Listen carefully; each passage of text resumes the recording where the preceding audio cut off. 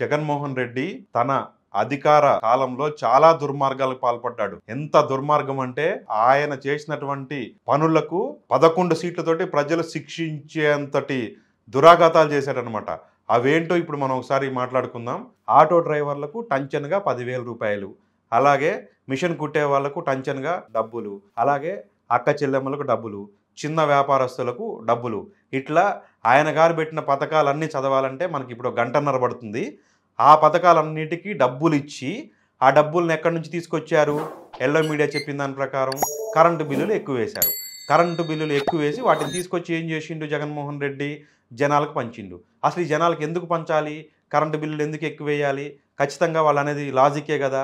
అంటే ఒకవేళ నువ్వు ఎక్కువ డబ్బులు వేసినవే అనుకో, ఆ డబ్బులు తీసుకెళ్ళి జాతీయ హోదా రద్దయిన పోలవరం ప్రాజెక్ట్ ఉంది, అది కట్టుకుంటే 10% 20% కమిషన్ వచ్చేది. హాయిగా చక్కగా జగన్మోహన్ రెడ్డి ఇంటికి తాడేపల్లి ప్యాలెస్కు డబ్బులు సంచులు వచ్చాయి. కానీ ఏం చేసిండు? దుర్మార్గంగా ప్లాన్ చేసి మరి డీబీటీలో అంటే డైరెక్ట్ బెనిఫిషరీ ట్రాన్స్ఫర్లో జనం అకౌంట్లో కొట్టిండు.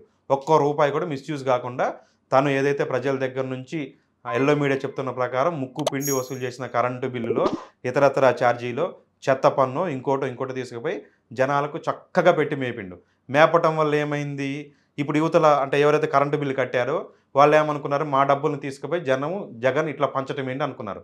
కానీ జగన్ మర్చిపోయిన లాజిక్ ఏంటంటే ఏ పోలవరం ప్రాజెక్టుకు, ఎందుకంటే చంద్రబాబు నాయుడు పోలవరం ప్రాజెక్టు జాతీయ హోదా వద్దన్నదే తను డబ్బులు మేసే అవకాశం పోతుందని.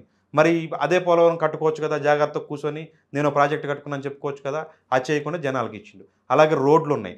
రోడ్లు కూడా రాష్ట్రం మొత్తం ఒకటే ప్యాకేజీ పెట్టి అది ఏదో రాష్ట్రం మొత్తం కలిపి ఏదైనా కాంట్రాక్టర్లకో కాంట్రాక్ట్ కంపెనీకో ఇస్తే 10 to 20% మంచి తీసుకొచ్చి సమర్పిస్తారనమాట.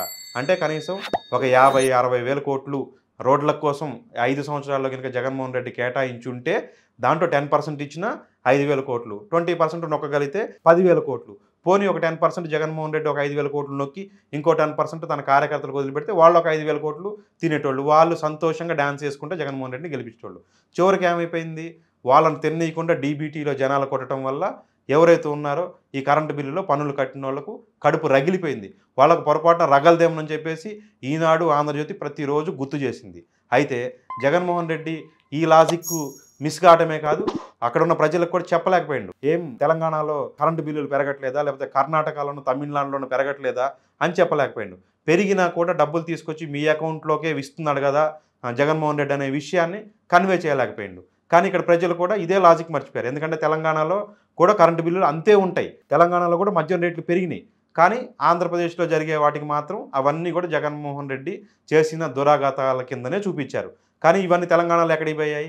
ఏ కాళేశ్వరం ప్రాజెక్టుకు వెళ్ళాయి. కాళేశ్వరం ప్రాజెక్టు నుంచి మళ్ళీ వాళ్ళు ఎవరైతే పరిపాలించారో వాళ్ళ ఇంటికి పోయాయి అనేది ఇక్కడ ఉన్నటువంటి ప్రతిపక్షాలు తెలంగాణలో చేసేటటువంటి ఆరోపణ.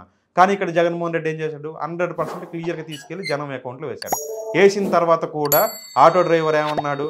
ఏముందిలే, నా దగ్గర నుంచి ట్రాఫిక్ చలాన్ల రూపేనానో, లేకపోతే లైఫ్ ట్యాక్సుల రూపేనానో, లేకపోతే ఇతరత్ర ట్యాక్సుల రూపేనానో జగన్ కలెక్ట్ చేస్తున్నాడు, ఆ డబ్బులే తీసుకొచ్చి నా అకౌంట్లో వేసిండు, వాడి ముండా వాడిచ్చేది ఏంటంటే ఆటో డ్రైవర్ తిట్టాడు.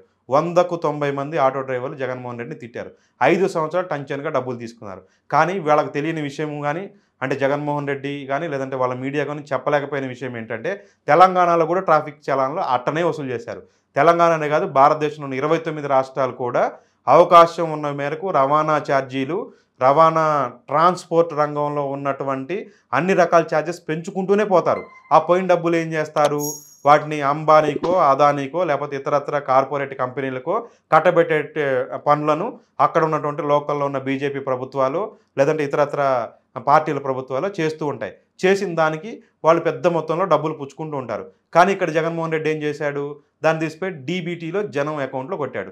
నిజంగా మరి ఇది దుర్మార్గం కదా. అందుకే ఇక్కడ ప్రజలు శిక్షించారనమాట. అందుకే డీబీటీలో డబ్బులు వేయకూడదు, చంద్రబాబు నాయుడు లాగా ఏ అమరావతో పోలవరమో కడుతున్నానని చెప్పేసి మనకు ఎంతవరకు అవకాశం వస్తే అంతవరకు తీసుకొని కూర్చోవాలి.